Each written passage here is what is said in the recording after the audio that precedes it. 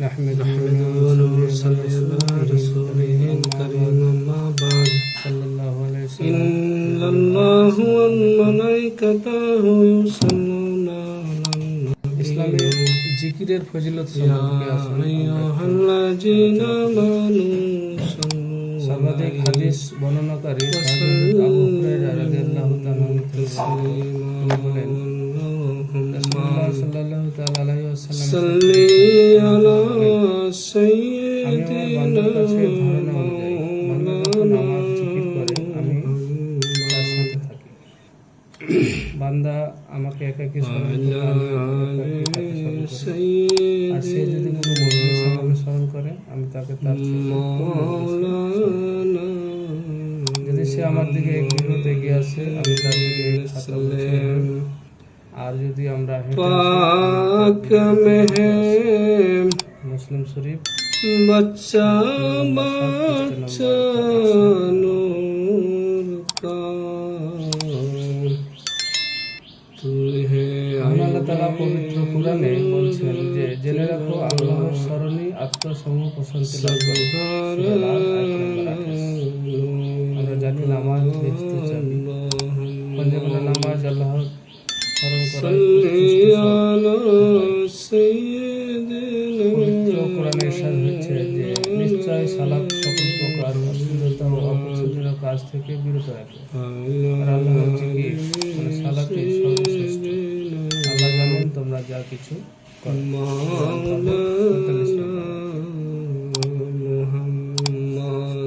সর্ব অবস্থায় মহান আল্লাহ তাআলা জিকির করা যায় এবং এটা করা বান্দার দায়িত্ব। জিকির মহান আল্লাহ তাআলা কালবি বা অন্তরের জিকির আর জিকির লিসানি তথা মুখের জিকির। অন্তরে সদা সর্বদা আল্লাহর জিকির জাগ্রত রাখা। আমরা অন্তরের জিকির রমজান মাসে আছি, দেখতে দেখতে জারি করলে আপনার আত্মা পরিশুদ্ধ হয়, অন্তরে আল্লাহর ভয় সৃষ্টি করে ফেলেছি। মুখে যদি আমরা জিকির করি এবং এটা যদি অন্তরে না থাকে তাহলে সেই জিকিরের ফলপ্রসূ হয় না। সেই অন্তর মুখে সম্ভবে আল্লাহ তাআলার স্মরণ হলে জিকির করে রমজান মাস উপকার ও সুফল পাবে, বিদায় নিয়ে নেবে।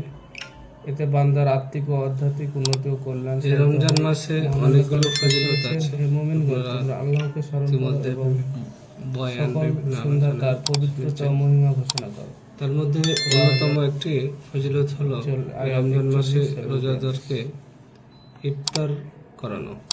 পার্থিব স্বার্থের জন্য আল্লাহর জিকির থেকে বান্দাকে রমজান মাস না করে মুসলিম জীবনে সন্তান সন্ততি আল্লাহর গুরুত্বপূর্ণ বরকতময় এবং আল্লাহর নিয়ামত প্রাপ্ত হয়ে আল্লাহর স্মরণ থেকে যেন বিচ্যুতি না হয়। এই মাসে সিয়াম ও রোজা পালনকারীর তোমাদের ধন সম্পদ ও জন্য সাহরি ও ইফতার গ্রহণ করা স্মরণ থেকে তোমাদের গুরুত্বপূর্ণ না করে দেয়। আর সুন্নাত ও বরকতময় আমল। সূরা মুনাফিকুন আয়াত 9। দুটি জিকির সওয়াবের নিয়তে রমজানুল মুবারকে কোনো রোজাদারকে যদি আপনি ইফতার করান, এটা অত্যন্ত আবু হুরায়রা রাদিয়াল্লাহু আনহু থেকে বর্ণিত, তিনি বলেন নবী করিম সাল্লাল্লাহু আলাইহি ওয়াসাল্লাম ইরশাদ করেছেন আমাদের প্রিয় আকা যে তার মুখে উচ্চারণ আহমদ মুস্তাফা মুহাম্মদ মুস্তাফা ইমামুল আম্বিয়া তা হলো সুবহানাল্লাহি ওয়া বিহামদিহি। হুজুর নূর সাল্লাল্লাহু আলাইহি সাল্লাম ইরশাদ করেন, হাদিস নাম্বার কোনো ব্যক্তি 400 যে কোনো রোজাদারকে ইফতার করাবে সে রোজাদারের সমান জিকিরে আমরা সব লাভ করবে। ব্যস্ত থাকি এবং কিন্তু এতে রোজাদারদের সওয়াবের কোনো ঘাটতি বা কমতি হবে না।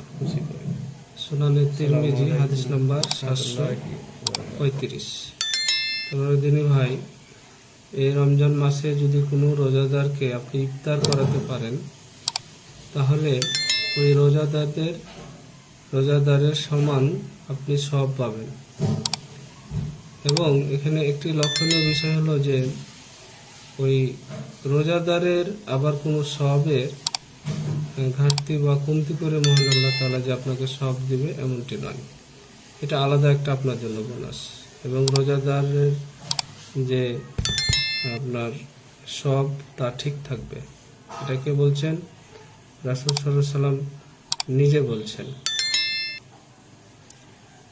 তাই আসুন আমরা এই রমজান মাসে যতদূর সম্ভব রোজাদারকে রোজার যে ইফতার করে আমরা এই সবের অংশীদার হই। প্রিয় দিনী ভাই, মিশকাত শরীফে আরেকটি হাদিস উল্লেখ আছে এরকম রিয়াজটা, যে হযরত সালমান ফার্সি রাদিয়াল্লাহু তাআলা আনহু হতে বর্ণিত, তিনি বলেন যে নবী করিম সাল্লাল্লাহু তাআলা আলাইহি ওয়াসাল্লাম ইরশাদ করেছেন, কোনো ব্যক্তি যদি রোজাদারকে ইফতার করায় এটা তার জন্য গুনাহ সমূহের মার্জনা ও কাফফারা হবে এবং রোজাদারের সওয়াবের ন্যায় সেও সওয়াবের ভাগী হবে। তাকে জাহান্নাম হতে মুক্তি দেওয়া হবে এবং আল্লাহ তাআলা তাকে হাউজে কাউসারের হতে পানি পান করাবে। সুবহানাল্লাহ। যদি আপনি কোনো রোজাদারকে ইফতার করান, তাহলে চিন্তা করেন যে আপনি আপনার সমস্ত গুনাহ সমূহ মার্জনা ও কাফফারা হবে এবং রোজাদারের ন্যায় আপনি সওয়াব তো পাবেনই এবং তাকে জাহান্নাম থেকে মুক্তি দেওয়া হবে এবং মহান আল্লাহ তাআলা তাকে হাউজে কাউসার হতে পানি পান করাবেন।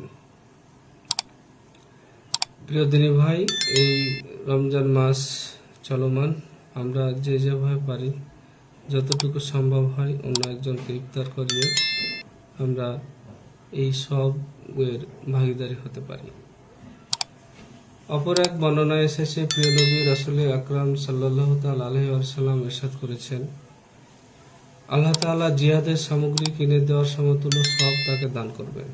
যদি রোজাদারকে ইফতার করানোর সামর্থ্য না থাকে, অন্তত সামান্য পানি বা খেজুর দিয়ে ইফতার করাই তার জন্য অনেক সওয়াব ও ফজিলতের বর্ণনা বিভিন্ন হাদিস শরীফে এসেছে। রোজাদারকে ইফতার করানোর বিষয়ে আমরা অনেক বর্ণনা পেয়েছি, অনেক বর্ণনা শুনেছি এবং অনেক ফজিলত হয়েছে। তবে প্রিয় দিনী ভাই, এই বিষয়ে একটি জিনিস আমাদের মনে রাখতে হবে, সেটা হলো যে রোজাদারকে ইফতার করানোর ব্যাপারে সেটা যেন লোক দেখানো বা লৌকিকতা নিয়ত বা ইচ্ছা যেন না হয়, শুধু যেন সওয়াবের নিয়ত হয়, এদিকে দৃষ্টি রাখা জরুরি। আর ইফতার যেন হালাল রুজি দিয়ে করানো হয়, সেটাও লক্ষ্য রাখতে হবে, যেহেতু হারাম ও অবৈধ অপরজনের কোনো সাদকা খায়রাত আল্লাহ তাআলা দরবারে কবুল হয় না।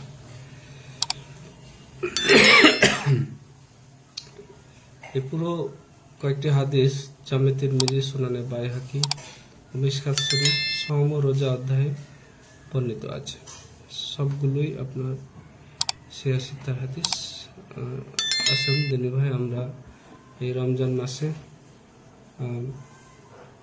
রোজাদারকে রোজা করি আমরা সওয়াব যেন অর্জন করতে পারি। মহান আল্লাহ তাআলা আমাদের যেন এই সুযোগটু করে দেন।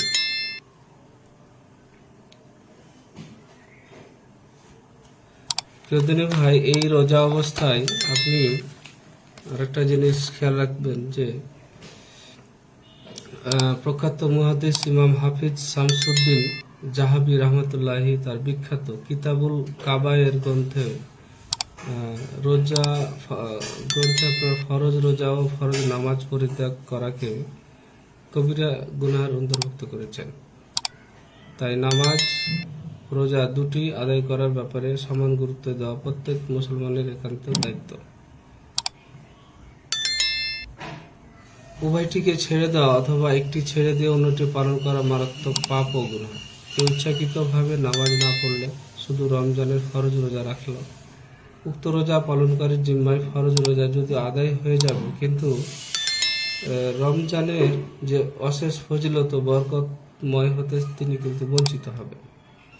নামাজ না পড়ার অজুহাত দেখিয়ে রোজাও ত্যাগ করা শয়তানি কুমন্ত্রণা ব্যতীত কিছু নয়।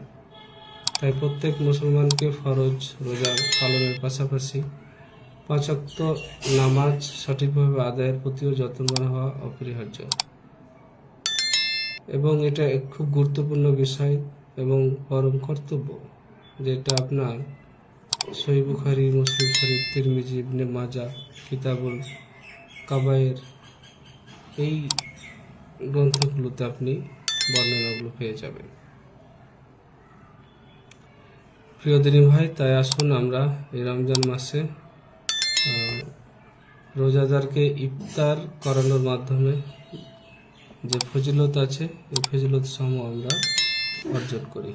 মহান আল্লাহ তাআলা আমাদের সবাইকে এটা করার তৌফিক দান করুক। আমিন। আসসালামু আলাইকুম রহমতুল্লাহ।